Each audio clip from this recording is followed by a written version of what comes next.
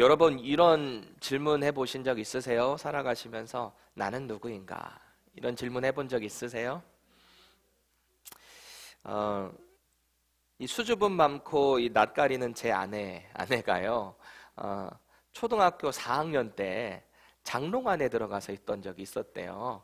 그때 들어가가지고 무슨 고민을 했냐면 나는 누구인가? 이 고민을 했던 적이 있었대요.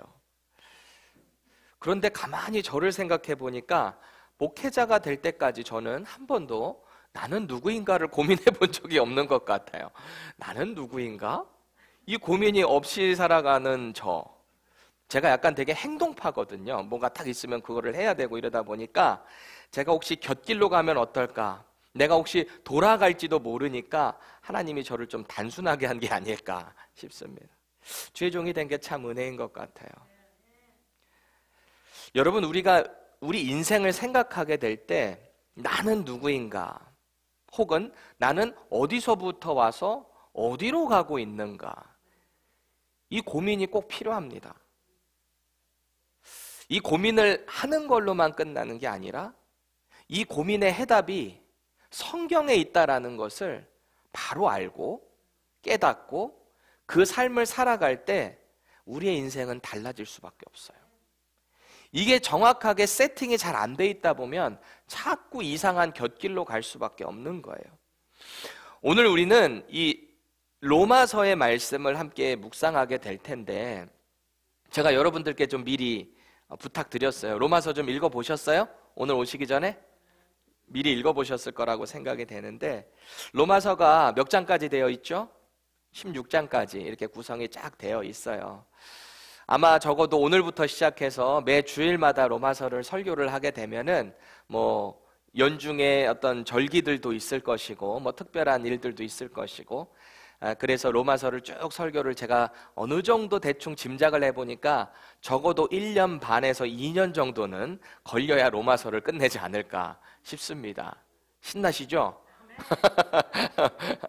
조목조목 로마서를 다 씹어 삼켜버릴 거예요. 그래서 여러분들 기대하시는 마음으로 우리가 함께 묵상을 했으면 좋겠고, 여러분들 주일에는 로마서 보고 또 수요일에는 호세아서 말씀 묵상하고, 이제 호세아 끝나고 나면 제가 지금 마음속에 조금 드는 감동은 좀 출애굽의 배경을 가지고서 되어 있는 말씀을 좀 묵상했으면 좋겠다 싶어요.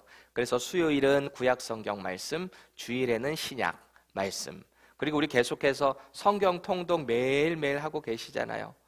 올 한 해가 정말 말씀 가운데 풍성한 이 한 해가 얼마나 감사한지 모르겠어요. 말씀 가운데 날마다 제자 훈련되고 훈련되는 저와 여러분들 되기를 축원합니다. 여러분, 모든 성경 말씀이 66권의 말씀이 모두 하나도 빠짐없이 하나님의 메시지입니다. 믿으셔야 돼요. 능력이 있어요. 각자 나름대로의 믿음이 다 능력이 있어요. 어느 것 하나 중요하고 중요하지 않은 책이 없이 모든 66권이 하나님께서 피조물인 우리에게 주시는 하나님의 메시지입니다. 그 중에서도 이 로마서의 말씀은 뭔가 좀 특별한 게 있는 것 같아요. 뭐냐면은 우리를 구원에 이르게 하는, 특별히 그 구원과 복음이 무엇인가, 그리고 성화의 삶이 무엇인가에 대해서 아주 자세하게 잘 기록이 되어 있고 정리되어 있는 책이 바로 로마서입니다. 그래서 많은 목회자들하고 네로라는 신학자들이 하나같이 구원과 복음에 있어서 가장 체계적으로 정리되어 있는 책이 뭐냐라고 물으신다면 로마서라고 말을 많이 합니다. 오죽하면 갈라디아서는 갈라디아 지역에 있는 교회에 보낸 편지인데 이것도 역시 바울이 썼거든요. 근데 그 내용이 이 로마서와 좀 흡사한 게 많아요. 그래서 로마서의 축약판이다 라고 해서 갈라디아를 이야기하기도 하거든요. 그만큼 로마서가 큰 비중, 중심을 차지하고 있다라는 거예요. 누군가는 예전에는 많은 목사님들이 이런 말씀을 하셨던 적이 있어요. 저도 실제로 들은 적이 있고, 신학교에서 배우는 조직신학하면 그건 조진신학이다 막 이래요. 왜냐하면 너무 막 그 신학적인 것 가지고 막 싸우고 논쟁하고 변론하고 하니까 조진신학이다. 그런데요, 이 조직 신학이 없으면 우리 신앙이 흐트러질 수밖에 없어요. 왜냐하면 생각해 보세요. 삼위일체론, 기독론, 인간론, 신론, 성령론, 이런 모든 것들이 조직 신학이거든요. 성경에 여기저기 흩어져 있는 이런 신학적인 내용을 체계화시키는 것이 조직 신학이에요. 그래서 우리는 그 조직 신학을 통해 성경을 읽을 때 정리된 교리를 바로 볼 수 있게 되는 것입니다. 제가 이 말씀을 왜 드리냐면 이 로마서가 특히 조직 신학적으로도 참 중요한 책이라는 거예요. 근데 이 또 로마서 자체가 말씀이 얼마나 파워풀한지요. 제가 전에 섬기던 교회에서 특별 새벽 기도를 했는데 그때 당시에 평신도들이 설교를 했던 적이 있었어요. 그분들이 준비해서 그냥 한 게 아니고 담임 목사님이 몇 달 전부터 설교 본문을 미리 정해줘서 그거를 가이드까지 다 주고 주석까지 다 해줘서, 그러니까 어떻게 보면은 좀 이렇게 발표회 식으로 하게 된 거죠. 특별 새벽 기도회를. 집사님들이 그걸 설교하려니 얼마나 벌벌 떨면서 설교를 했겠어요. 교육자들은 뒤에서 막 이렇게 있고 있는데, 제가 뭐 부목사였으니까 입구에서 이제 새가족들이나 누가 오나 이렇게 환영을 하잖아요. 근데 그 특별 새벽 기도하는 그 주간 월요일 첫날에, 화요일이었던지 첫날에 새가족이 온 거예요. 남자분이 한 60대 초반 정도 되신 남자분이, 점잖은 분이 이렇게 들어오세요. 그래서 제가 처음 뵌 분이니까, 제가 전체 전성도를 다 관리하니까 누가 새가족인지 알잖아요. 교회 처음 오셨네요, 반갑습니다 그랬더니 정말 처음 오신 분이에요. 근데 그분이 첫날 딱 왔는데 하필이면 로마서의 말씀, 그것도 평신도들이 말씀을 전하는 그 시간에 왔잖아요, 새가족이. 그래서 혹시 마음에 이 새가족이 좀 부담을 갖지는 않을까? 이 교회는 평신도가 막 설교를 한 해부터 시작해서, 또 로마서 말씀이 어떻게 보면 좀 딱딱할 수 있잖아요. 조직신학적이고 이런 내용들이 많이 들어가 있다 보니까. 그래서 제가 속으로 아이고 하필이면 이분이 왜 이때 오셔가지고 마음에 좀 어려우시면 어떡하지? 제가 고민을 약간 했던 적이 있어요. 그런데 웬걸요? 일주일 내내 한 번도 빠짐없이 참석을 쭉 하시더니 그분이 예수님을 영접했어요. 그분이 교회를 처음 나오셨던 분이에요. 한 번도 교회를 안 나오셨던 분. 그분이 불교, 힌두교 이런, 그분이 또 이렇게 요가 선생님이셨거든요. 그러니까 요가도 사실은 이런 어떤 미신적인 이방신에 관련된 그런, 힌두교 관련된 그런 것들이 있잖아요. 그 강사까지 하셨던 분이니까 얼마나 그런 또 다른 어떤 영적인 것에 심취되어 있었던 분인가 알 수 있잖아요. 근데 그분이 그 특별 새벽 기도회에서 로마서를 쭉 듣더니 예수님을 영접했다라는 거예요. 어느 날 그분이 이런 간증을 하시더라고요. 이런저런 종교를 다 배워보고 심취하고, 불교에 대해서도 엄청 심취를 하셨던 분인데 이런저런 거 다 배워봐도 뭔가 허전한 게 있었다라는 거예요. 그래서 그 교회에서는 뭘 가르치는가 그거를 배우고 싶었대요. 그래서 하필이면 나온 게 특별 새벽 기도회 로마서 강해하는 딱 그때 나왔던 거예요. 그때 이분이 복음의 정수를 들었대요. 이게 진리구나. 그리고 나서 이분이 정말 진짜 신이구나. 그거를 믿고 받아들였어요. 그리고 결국 침례를 받으셨고 지금 그 교회의 집사님으로 열심히 신앙생활 하고 계세요. 제가 그분한테 안수받을 때 제가 받았던 성경책을, 그 성경책이 없었어가지고 제 성경책을 드렸어요, 선물로. 안수받을 때, 목사 안수받을 때 받은 성경인데 얼마나 귀해요. 근데 거기다가 제가 이름을 탁 써가지고 누구누구 성도님께 드립니다 하고 드렸어요. 근데 그게 작은 책이어서 잘 안 보이신대요. 그래서 잘 그냥 간직이나 하시라 그랬어. 안경을 쓰셔야 되니. 여러분, 로마서가 그래요.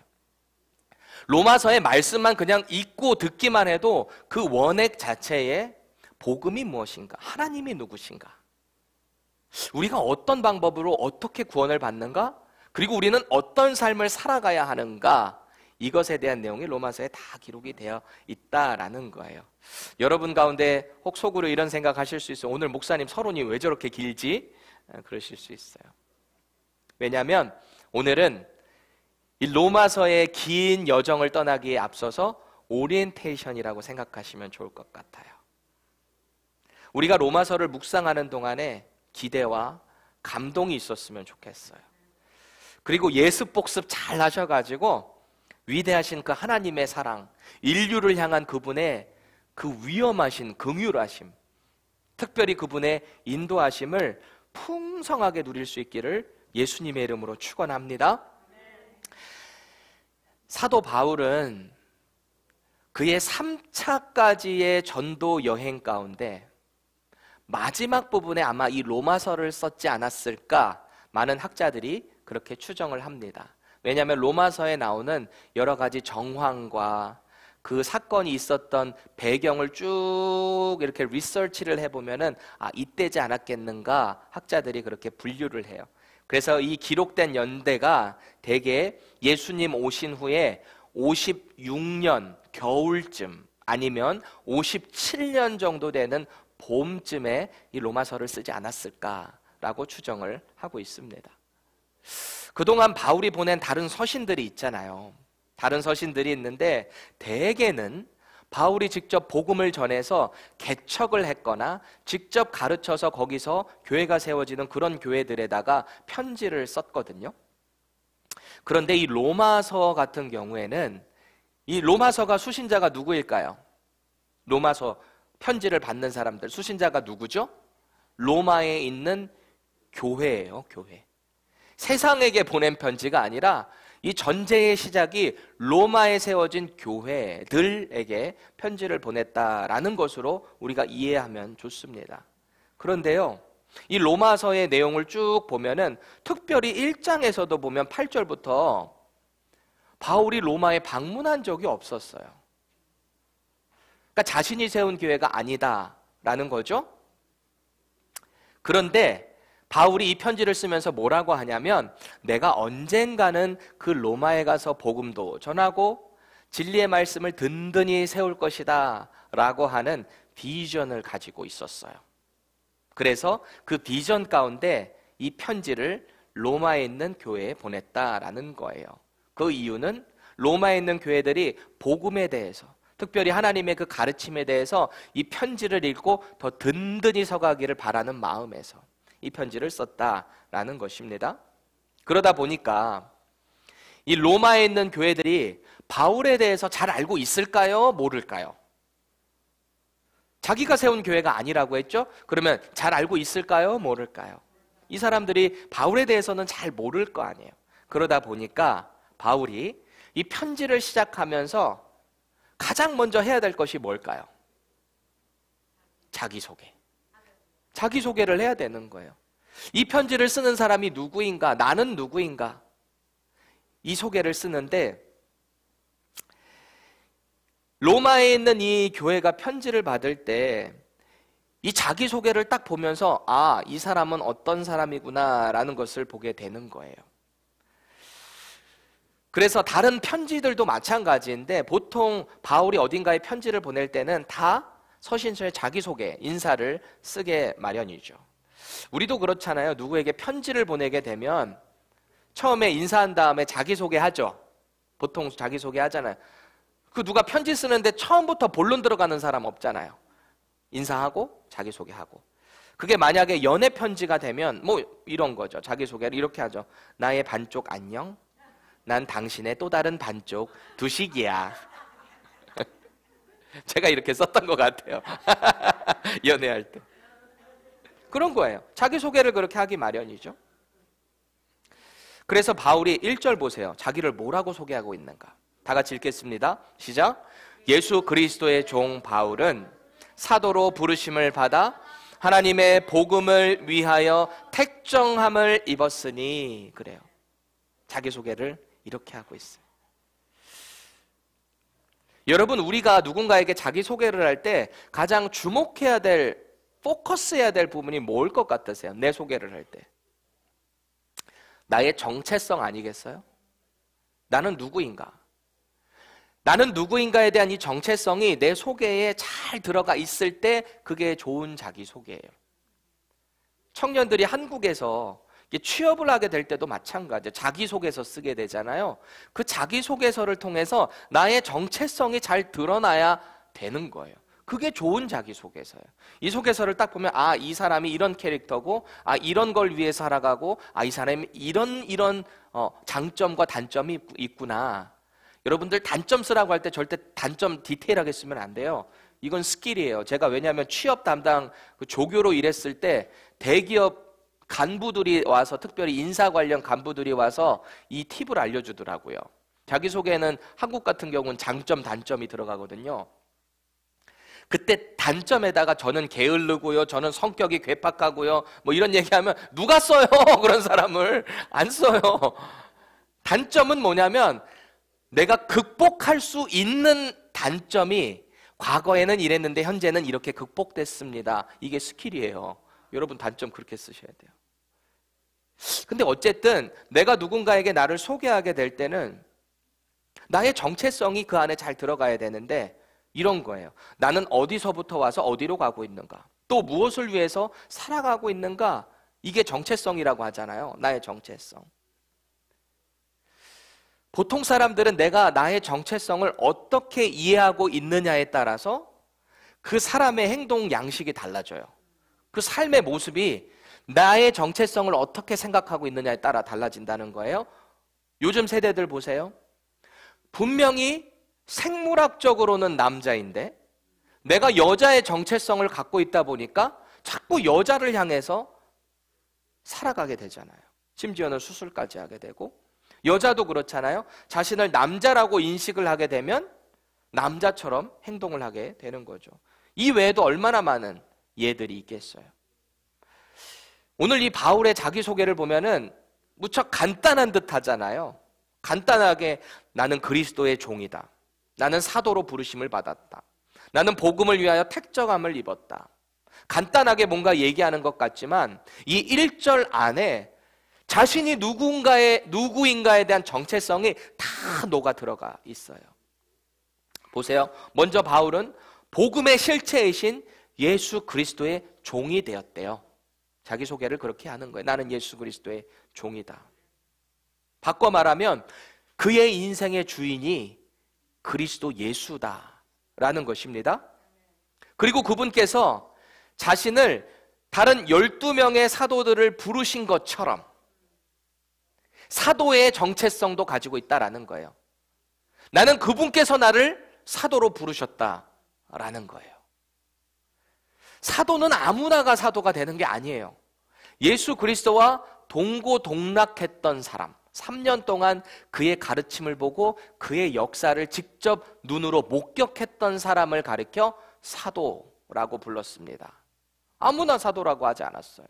그러니까 초대교회에 이 사도 바울을 부정하는 많은 사람들이 사도의 정체성에 대해서, 그 권위에 대해서 부정했거든요. 바울은 사도가 아니야. 우리가 알고 있는 직접 예수님이랑 다녔던 사도가 아니야. 이 마띠아라는 사도가 나중에 새로 뽑히잖아요. 가룟 유다가 죽고 나서 12명의 수를 채워야 되니까 새로 한 명 뽑잖아요. 그 마띠아라는 사람도 예수님과 같이 늘 동행했던, 역사를 봤던 사람 중에 한 명이었다라는 거예요. 그런데 바울은요. 그러니까 바울이 계속 자신을 변호할 때 나는 직접 빛으로 예수 그리스도를 만나 그분을 통해서 음성을 들었고 그분을 통해 부르심을 받았다라는 사도적인 권위를 변호하는 걸 많이 보게 되잖아요. 복음서에서. 오늘 그 얘기하고 있는 거예요. 이 로마에 있는 교회에 나는 그 예수 그리스도께서 직접 나를 사도로 부르셨다라는 거예요. 동시에 하나님께서 그 복음을 위한 사역을 위해 자신을 따로 부르셨다라는 거예요.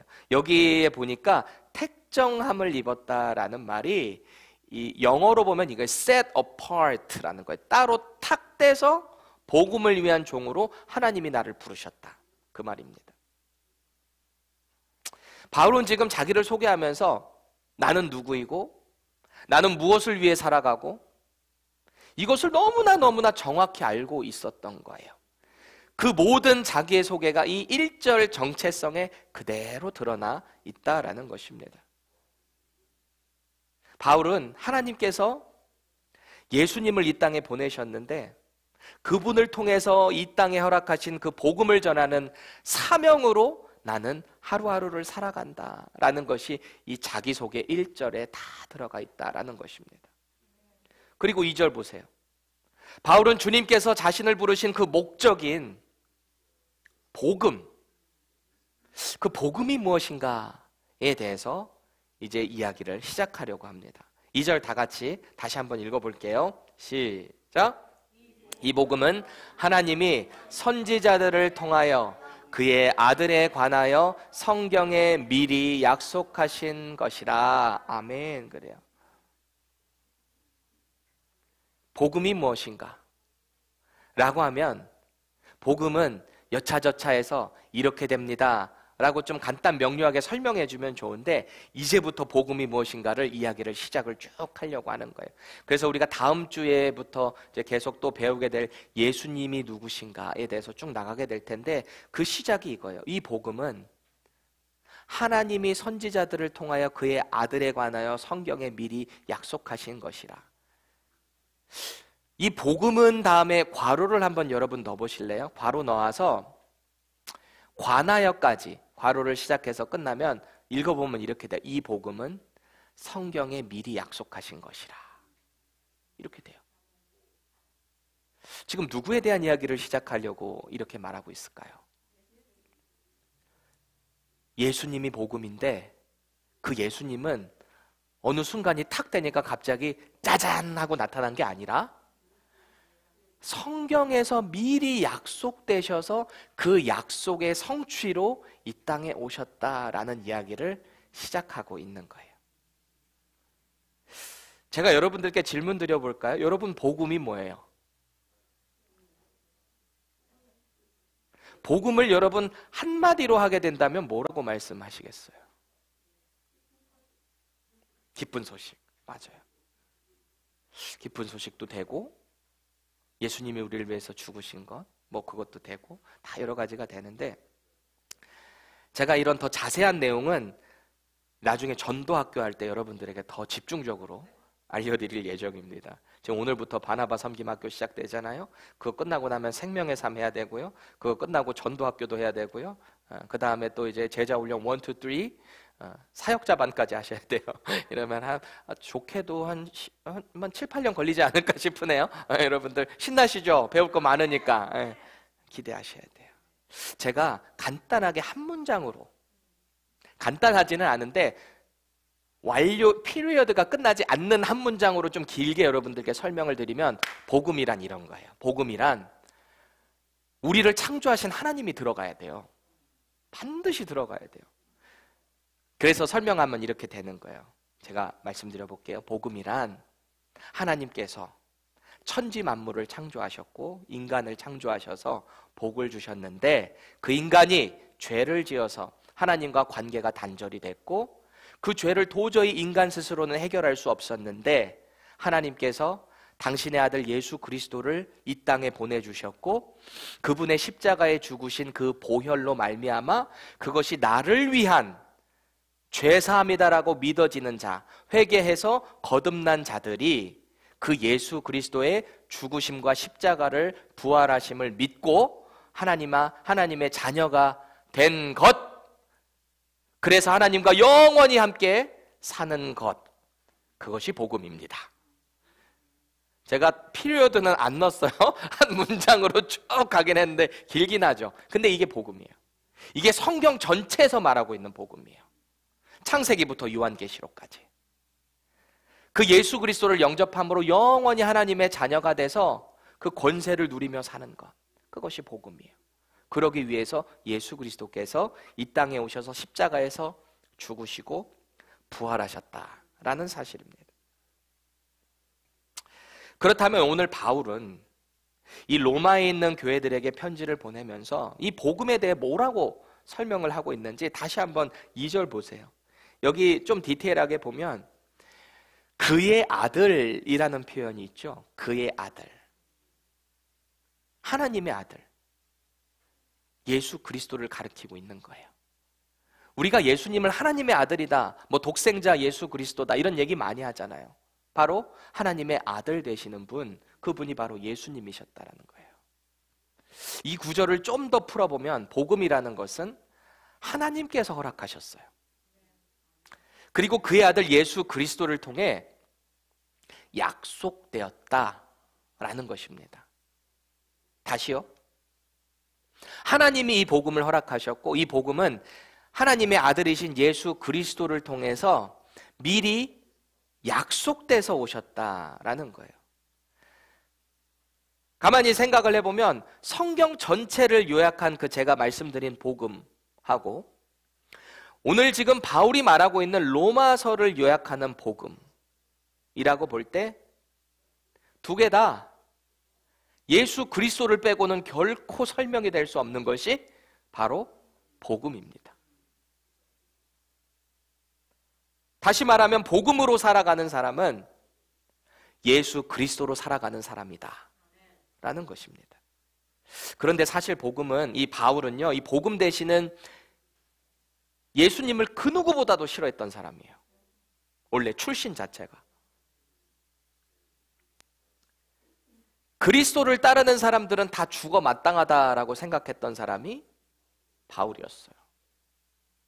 그래서 이 사도행전에 나오는 초대교회 7명의 집사님들이 세워지잖아요. 그 중에서 가장 먼저 순교한 사람이 스데반 집사님인데 이분이 그 순교하는 그 현장 가운데 있었던 사람이 바울이에요. 근데 바울은 그 스데반의 죽음을 당연하게 생각했어요. 사도행전 7장 58절 보세요. 성 밖으로 내치고 돌로 칠세 증인들이 옷을 벗어 사울이라 하는 청년의 발 앞에 두니라 그래요. 이 사울이 바울이거든요. 당시 스데반이 복음 설교를 막 하고 있을 때 그거 이제 욱해가지고 결국 마음에 찔려서 돌로 들어다가 이제 친 건데 이때 증인들이 왜 자기 옷을 벗어서 사울 앞에 벗어났는지는 정확히는 알 수는 없어요. 우리가 어느 정도 추측은 하지만 정확히는 알 수 없어요. 제가 참고로 말씀드리면 여러분 옛날에 좀 이렇게 많이 가르쳤던 것 같아요. 한국교회에서 부흥사들이 특히 사울이라는 이름의 뜻은 가장 큰 자입니다. 바울은 가장 작은 자라는 뜻입니다. 그래서 사울이 회심해서 변화돼서 자신의 이름을 바울이라고 고쳤습니다. 우리도 사울이 아니라 바울처럼 살아야 합니다. 이런 설교 들어보셨어요? 처음 들어보신 분도 있고 들어보신 분도 있고. 근데 사실 이 설교는 성경적이지 않습니다. 성경적 근거도 없어요. 결론만 말씀드리면 사울은요 히브리식 이름이에요. 그리고 바울은 헬라식 이름입니다. 그래서 바울이 이 사람은 이방인의 사도로 많이 쓰임을 받았죠. 그래서 이방인들이 있는 그 지역에 가서 이름을 부를 때는 자신을 바울이라고 이야기를 했고 히브리식으로 있는 형제들이 이야기할 때는 사울이라고 부른 거예요. 그래서 그걸 우리가 성경적으로 이해해 볼 필요가 있어요. 마치 이 바나바의 본명이 요셉인 것처럼, 그리고 디두모라고 불리는 사람의 또 다른 이름은 도마, 디두모가 도마잖아요. 이렇게 이름이 각자 2개씩 있는 것처럼 그렇게 이해를 하시면 돼요. 아무튼 우리가 이 스데반의 사형 집행 현장에서 우리가 어느 정도 짐작해 볼 수 있는 것은 왜 사울이 그 자리에 있었는가. 사울, 즉 바울이 이 그리스도인들, 특별히 그리스도를 추종하는 자들이 당연히 죽어야 마땅하다라고 생각했기 때문에, 동의했기 때문에 그 자리에 있었던 거죠. 이 유대인들은 왜 그렇게 그리스도인들이 죽어야 된다고 생각을 했을까요? 신성모독이라고 생각을 했어요. 지금 이들에게 있어서는 이 예수 그리스도가 하나님의 아들이시고 또 하나님이 보내신 복음이고 또 그 예수 그리스도가 바로 구약에서 선지자들이 말하는 메시아다라는 게 이렇게 딱 매칭이 되면요 유대교의 존재가 사라져버려요. 그리고 특별히 유대교 지도자들은 자기 잡을 다 잃어버리게 돼요. 그렇잖아요. 왜요? 자기들이 잡아 죽인 사람이 바로 하나님의 아들이시자 완전한 하나님이시고 인간이신 예수 그리스도였거든요. 이 사람들의 존재가 부정돼야 하는 거예요. 그러니까 어떻게 해서든지 예수님이 그리스도가 되면 안 되는 거예요. 히브리어로 메시아가 기름 부음 받은 자, 헬라어로 크리스토스가 역시 기름 부음 받은 자, 같은 말이에요. 그러니까 우리가 예수 그리스도다라고 말하는 것 자체가 예수님이 바로 구약의 메시아다라고 우리가 인정하는 믿음의 고백이 되는 거예요. 이들은 예수님을 그리스도로 인정할 수가 없었던 거예요. 그래서 그 자리에서 스데반을 돌로 쳐 죽일 수밖에 없었던 거죠. 이 바울에게 비춰진 예수님은 자신이 하나님의 아들이다, 그리고 하나님과 동일시하는 이 신성 모독자일 뿐입니다. 그리고 그 그리스도를 추종하는 그리스도인들 역시 죽어 마땅한 이단자들일 뿐이에요. 당시 사울의 눈에 그렇게 비춰졌던 거예요. 그러니 오죽하면 그 유대인들을 핍박하기 위해서 외국 나라인 아람의 그 다메섹까지 그 공문서를 대제사장한테 받아서 저들을 다 잡아오려고 그 길로 갔겠냐라는 말이에요. 얼마나 열심히 있었으면 그것이 하나님을 사랑하는 길인 줄 알았어요. 저들 다 잡아 죽여야 하나님이 기뻐하실 줄 알았다라는 거예요. 그런데 다메섹으로 가는 그 길에서 자신들이 십자가에 잡아 죽인 그 그리스도 예수님이 빛으로 나타나시는 거예요. 그분을 만나게 된 거예요, 이 사울이라는 청년이. 그래서 사도행전 9장에 보면 그 내용이 자세하게 나오잖아요. 공문서를 가지고 그 가는 길에 예수님께서 빛 가운데 음성으로 나타나십니다. 사울에게 딱 나타나는데 그 빛이 얼마나 강렬했던지 눈을 멀어버리잖아요. 사울아, 사울아, 내가 어찌하여 나를 그렇게 핍박하느냐. 음성이 들려요. 얼마나 깜짝 놀랐겠어요. 다른 사람들은 그 음성을 제대로 듣지 못해요. 뭐가 웅웅웅웅 나는지 어쨌는지 자기 혼자 꼬꾸라져가지고 그 음성 듣고 눈도 멀어가지고 듣고 있는 거예요. 그러니까 두렵고 떨리는 마음으로 이렇게 물었겠죠. 주여, 누구시니까? 그래. 주여라는 표현 자체가 Lord라는 말이거든요. 극존칭이에요. 극존칭. 마치 노예가 주인을 Lord라고 부르는 것처럼 극존칭. 선생님을 부르는 것처럼 말이죠. 깜짝 놀랐어요. 압도적인 그 순간에 주여, 누구시니까? 이렇게 물은 거예요. 그러니까 답변이 뭐라고 해요? 나는 내가 박해하는 예수다. 얼마나 충격적이었을까요, 이 사울이. 이 뭐라고 설명할 수 없는 압도적인 환경이잖아요. 누구도 듣지 못하고 있는데 자기 혼자 그 빛을 보고 눈이 멀었는데 음성이 계속 너무나 명확하게 내 가슴에 팍팍 와서 꽂히는데 누구십니까? 물어보니까 네가 핍박하는, 박해하는 내가 바로 그 예수다. 함께 가던 사람들의 이렇게 부축을 받고 인도를 받고 이렇게 눈도 안 보였으니 얼마나 불편하게 끌려서 들어갔겠어요. 다메섹으로. 그렇게 겨우겨우 다메섹으로 도착합니다. 그런데 이 일이 얼마나 충격적이었던지 사울이요 3일 동안 먹지도 마시지도 않고 그 가운데서 그 일을 묵상하고 있었어요.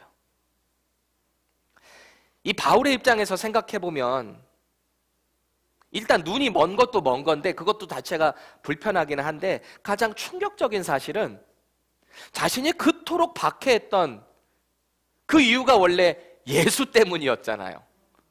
근데 그 예수님을 만나고 그 예수님 때문에 눈이 멀어버리고 이런 상황 가운데 처해 있는, 그리고 지금 다메섹 왜 왔어요? 그 예수 믿는 사람들 잡아 어떻게든 끌어가려고 왔는데 지금 그 자리에 주저앉아서 그 예수님 때문에 이렇게 됐다고 생각하니까 자기가 너무너무 초라하고 기가 막힌 거예요.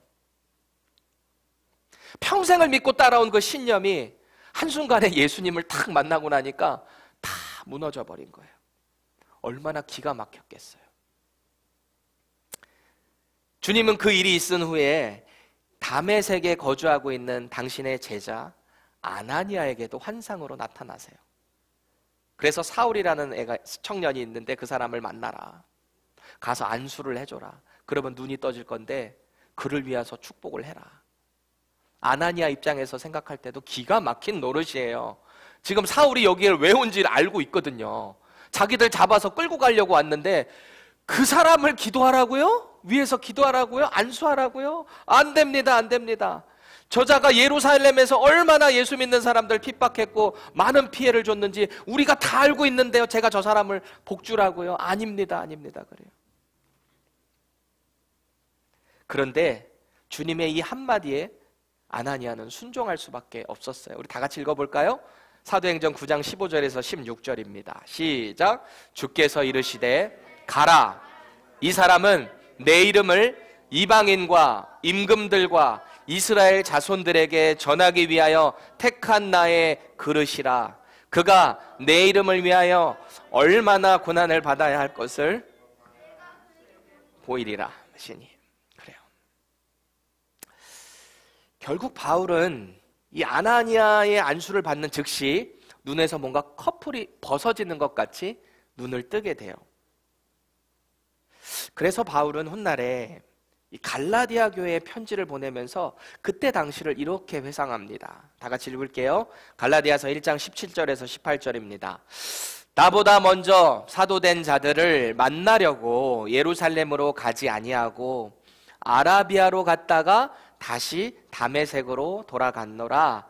그 후 3년 만에 내가 게바를 방문하려고 예루살렘에 올라와서 그와 함께 15일을 머무는 동안. 그래요.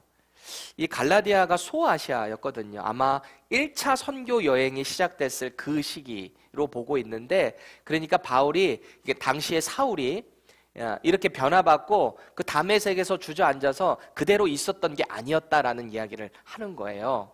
바로 그 선교로 갔던 게 아니라 보세요. 아라비아로 갔다가 다시 다메섹으로 돌아갔다. 아라비아에서 한 3년 동안 머물렀던 증거가 있어요. 자기가 그랬다는 거예요.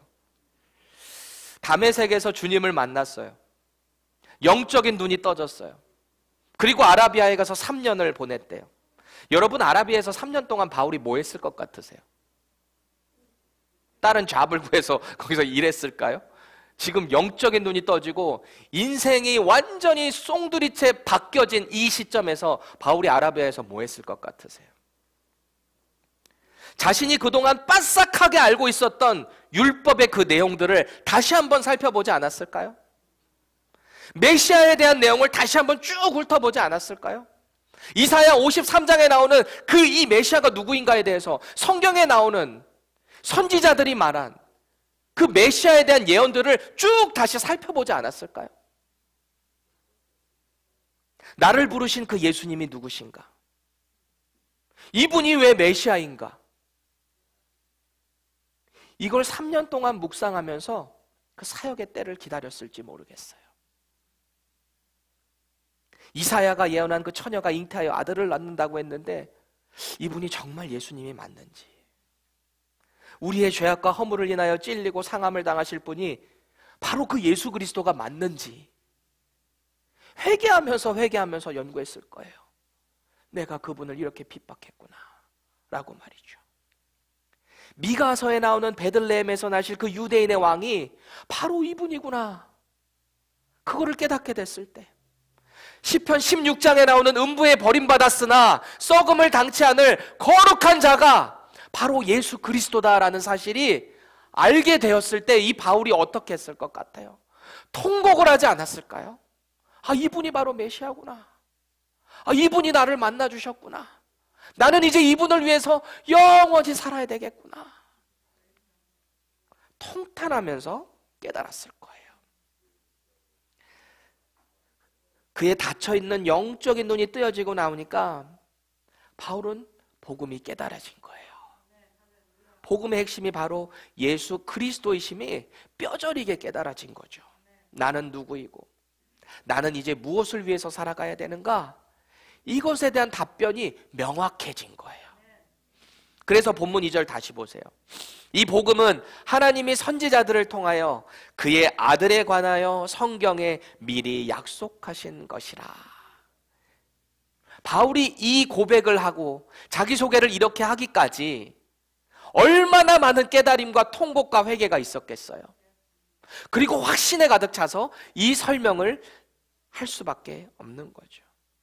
로마의 사형제도인, 끔찍한 사형제도인 십자가 위에서 너무도 초라하게 힘없이 죽은 그 예수 그리스도. 예전에 생각할 때는 저런 사람이 무슨 메시아야 이렇게 생각했는데, 이 모든 사실이 말씀을 통해서, 근거를 통해서 이분이 바로 메시아구나라는 게 믿어지고 확신이 되니까 얼마나 바울이 깜짝 놀라고 회개하고 했을까요? 레위기에서 말하는 속죄의 제물로 돌아가신 그 어린 양이 바로 예수 그리스도였구나. 그분이 그래서 그렇게 십자가에서 모든 피를 다 흘리면서 죽으실 수밖에 없었구나. 완전한 인간이시고 죄가 없으신, 흠 없으신 분이 바로 예수님이셨기 때문에 저분이야말로 우리의 구원자가 되시는구나. 그걸 깨닫고 났을 때 바울이 얼마나 깜짝 놀랐을까요? 그리고 얼마나 감사했을까요? 또 마음 한켠에는 그동안 내가 그렇게 미워하고 박해했던 그 예수가 바로 나를 위해 죽으신 분이구나, 그 메시아로 믿어지게 됐을 때 얼마나 회개했겠어요. 울고 또 울고 눈이 퉁퉁퉁퉁 부어서 아라비아에 있는 3년 동안에 얼마나 회개했을까요? 그리고 그는 주님 앞에 다짐한 거예요. 이제 내가 내 인생을 예수 그리스도를 위해 살아야 되겠다. 내가 복음을 위해 살아야 되겠다. 나는 그분의 부르심을 직접 받은 종이다. 나는 그 복음을 위해 특별하게 택함 받은 사람이다. 이 소개가 그래서 나온 거예요. 여러분 자신에게 물어보세요. 나는 누구인가? 옆 사람 보면서 얘기하세요. 당신은 누구세요? 물어보세요. 누구세요, 당신은? 누군가가 당신에게 당신은 누구세요? 라고 물어볼 때 여러분은 뭐라고 자기소개하실래요? 임싸니, 암싸니, 아니면은 저 두식인데요? 이렇게 하실래요? 그냥 이름 말고, 그건 이름이잖아요. 그냥 호칭이죠.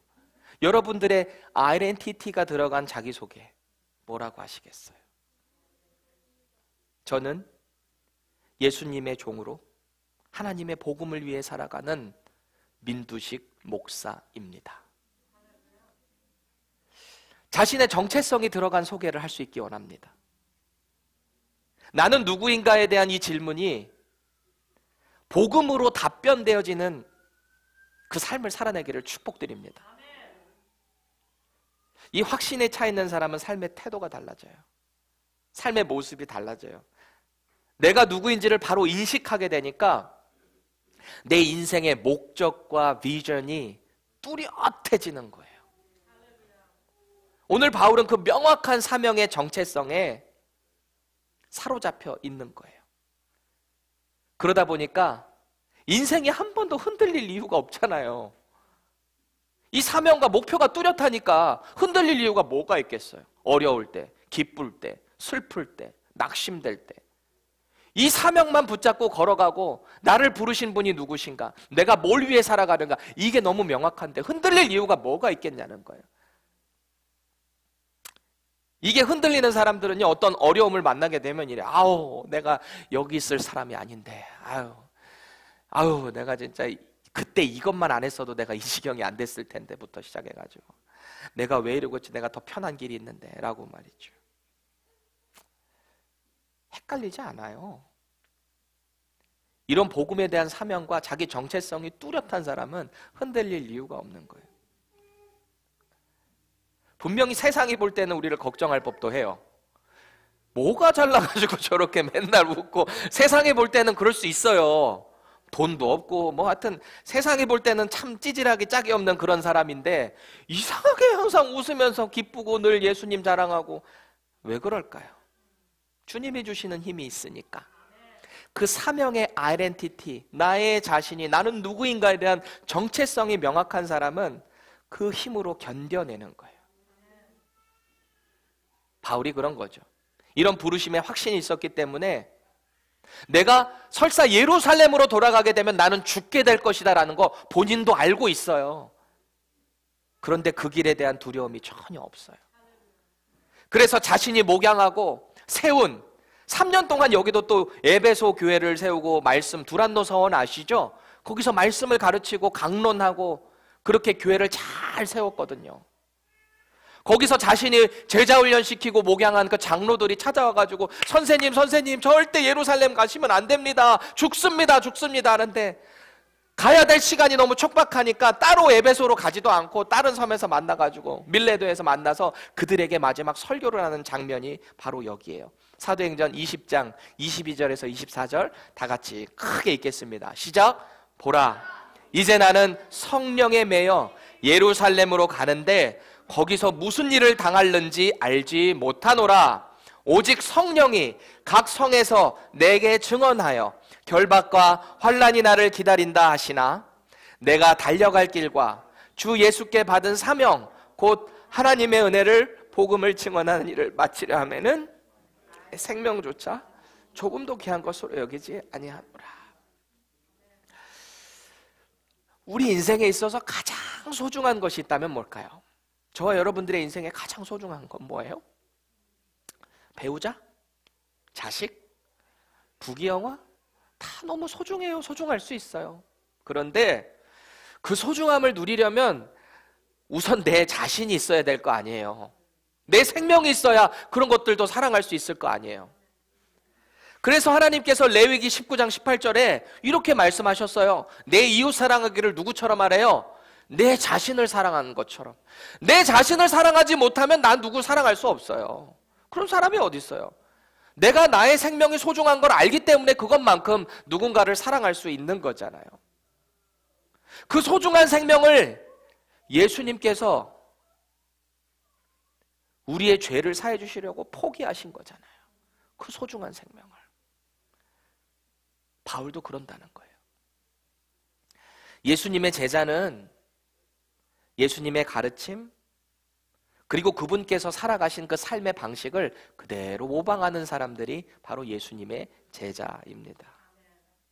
그분께서 자신의 생명을, 인생을 복음을 위해서 바치신 것처럼 우리 역시 각자에게 주어진 그 삶의 영역에서 그렇게 헌신하며 살아가는 거예요. 그리고 솔직히 자기 생명 버릴 만큼 그런 패션을 가지고 사랑을 가질 수 있는 자, 그만큼 행복한 사람이 어디 있을까요? 아무리 세상의 것으로 채우려도 채우지 않아지는 게 우리 인생 아닌가요?